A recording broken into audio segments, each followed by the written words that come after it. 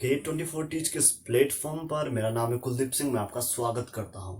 और आज का जो हमारा ये टॉपिक है वो है हमारा इम्पोर्टेंट, जिसके नाम से चैप्टर का नाम भी है, वो है सौर मंडल। क्या नाम है? सौर मंडल।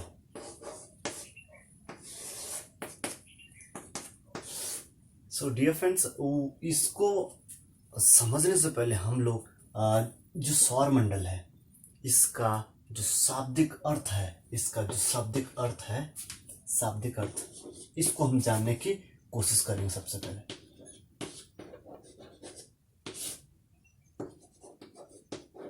शाब्दिक अर्थ है, इसको हम जानने की कोशिश करते हैं हम लोग कि जो हमारा यानी कि और साथ में हम इसकी जो उत्पत्ति थोड़ा उसके विषय में हम लोग जानने की कोशिश करते हैं। तो सौर मंडल हमने जहां तक जिक्र किया है कि सौर मंडल हमें कैसे बना, यानी कि हमारे पास क्या एविडेंस है इसके उत्पत्ति से संबंधित।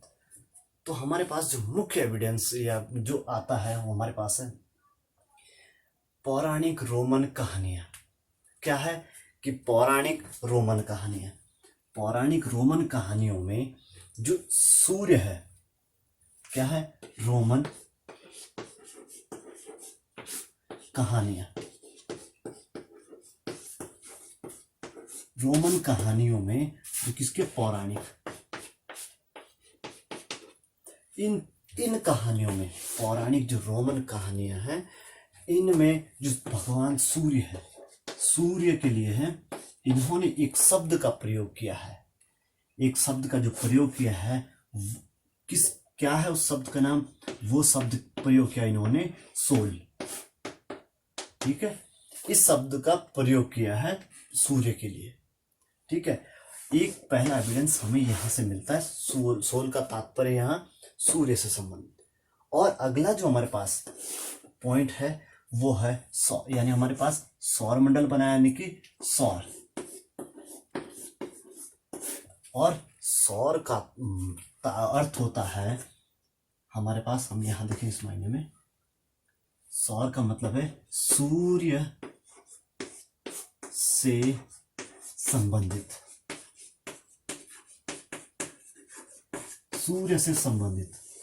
जो सूर्य से संबंधित है उसको सौर कहा गया है। ठीक है, यहां पे सौर मंडल का तात्पर्य है, ये इसका उत्पत्ति बताया, यानी कि रोमन कहानियों में हमें इसकी उत्पत्ति के विषय में, शब्द की उत्पत्ति की बात कर रहे हैं हम लोग। उत्पत्ति के विषय में सूर्य देवता के लिए इन्होंने जो है सोल शब्द का प्रयोग किया है।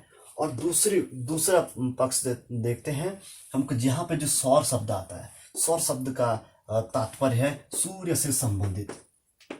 ठीक है, और यहाँ पे जो मंडल है, मंडल का तात्पर्य है परिवार। ठीक है, अब इसके पश्चात हम खोलते हैं इस शब्द को। अभी तक हमने जाना सौर मंडल की उत्पत्ति कैसे हुई इस शब्द की, और अब हम जानेंगे कि सौर मंडल क्या है। ठीक है, हम बात कर रहे हैं सौर मंडल की, क्या क्या चीज इसमें आती है। ठीक है, इस चीज पर हम जिक्र करेंगे। सौर मंडल सबसे पहले हम इस शब्द को, सौर मंडल, इसका हम विच्छेद कर देते हैं। ठीक है, विच्छेद करते हैं। सौर, पहला शब्द है सौर प्लस मंडल। ठीक है, सौर प्लस मंडल। सौर का जो तात्पर्य हमें मतलब अर्थ निकला था इससे पहले, वो था सूर्य से संबंधित।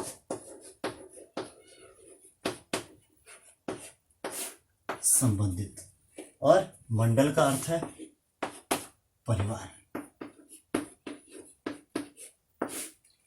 ठीक है, सूर्य से संबंधित, मंडल का मतलब परिवार, यानी कि जो सूर्य से संबंधित परिवार है उसको सौर मंडल बोला जाता है। इसलिए इसको जो है, इसलिए कहा गया इसको सौर मंडल। उम्मीद करता हूं समझ गए होंगे। ठीक है, अगला, इसके पश्चात हम आगे चलते हैं। जो सौर मंडल है इसको रफ कर देता हूं मैं। हम लोग अब इसके बाद समझते हैं जो सौर मंडल है इसमें क्या क्या चीजें इंक्लूड की जाती, यानी कि जोड़ी गई है, कौन कौन इसमें आते हैं सौर मंडल में। देखिए सौर मंडल यानी कि ये तो हम समझ गए कि सूर्य से संबंधित है जितने भी है, लेकिन सूर्य सौर इस परिवार में जो सूर्य का परिवार है इसमें कौन कौन शामिल है इसको जानेंगे हम। तो सबसे पहले हम लोग जानते हैं इसको, नंबर वाइज नंबर से डालता हूँ, आपको भी सहूलियत होगी मुझे भी सहूलियत होगी। पहला नंबर पे कौन है इसका, जो मुखिया है। मुखिया कौन है इसका, सूर्य। ठीक है, दूसरे नंबर पर डालते हैं इसमें ग्रह। ठीक है, और नंबर तीसरे जो सदस्य हैं इसके, और ये नंबर भी डालता हूँ 8 फिलहाल तो। और उपग्रह कितने हैं वो माफ कीजिएगा, उपग्रह कितने वो हम बाद में डिस्कस करेंगे, लेकिन उपग्रह नंबर 4 पर डालते हैं इसमें अन्य खगोलीय पिंड। खगोलीय पिंड के बारे में हमने डिस्कस पिछली क्लास में कर लिया था। फिर हम देखते हैं क्षुद्र ग्रह, और अगला हम लोग देखते हैं उल्का पिंड।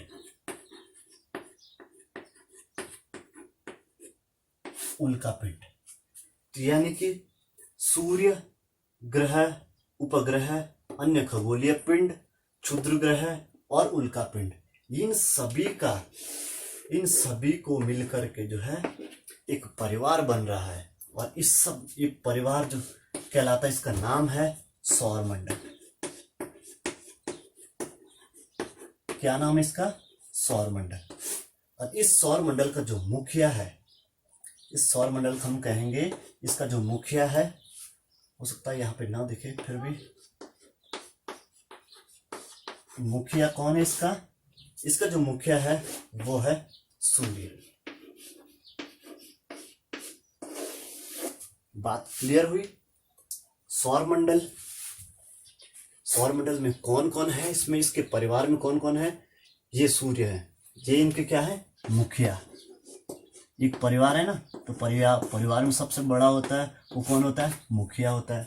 तो सूर्य है, इनका मुखिया है। उसके बाद ग्रह है, उपग्रह है, अन्य खगोलीय पिंड है, क्षुद्र ग्रह है और उल्का पिंड है। इन सभी को मिल करके क्या बन रहा है, सौर मंडल बन रहा है। और सौर मंडल का जो मुखिया है वो सूर्य है। ये सौर मंडल को हमने देखा कि सौर मंडल में क्या चीजें आ रही है। क्लियर हो गया यहां तक। सौर मंडल शाब्दिक अर्थ हो गया, इसका उत्पत्ति का निकल गया।